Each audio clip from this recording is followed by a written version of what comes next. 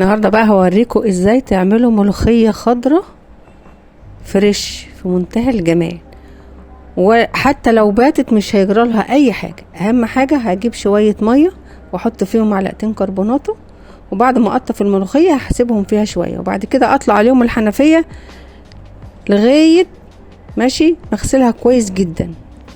اتنى اعمل فيها كده ورقة ورقة لغاية ما، وبعد كده انشيلها في مصفى، واقوم بعد ما اصفيها هجيب قماشة نضيفة كده واحطها عليها، اسيبها تصفي ميتها في القماشة دي، وبعد كده هخرطها.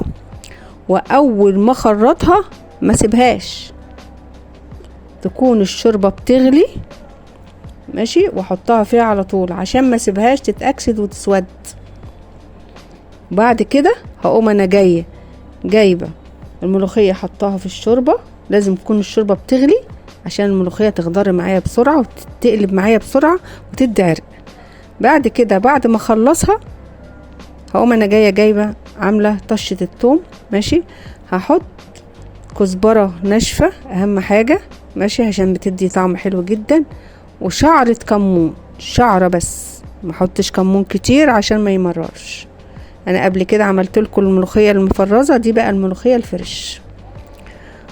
شفت الخضار بتاعها عامل ازاي؟ شفتوها؟ شفت الطشة عاملة ازاي؟ شفت الخضار؟ معلش عشان الشمس ضاربة من الشباك فعطشة اضاءة جامدة كده ماشي. ودي بقى الملوخية ولا تقولي لي هتبات هيجرى فيها حاجة ولا كده، ادام انا غسلتها كويس وما جاتش عليها دبانة هي اللي بتقفس وتعمل الديدان اللي بتقول عليها دي. لو جات عليها دبانة، اي حاجة جات عليها دبانة، جبنة، اي حاجة. ودي الطريقة، وبالهنا والشفا.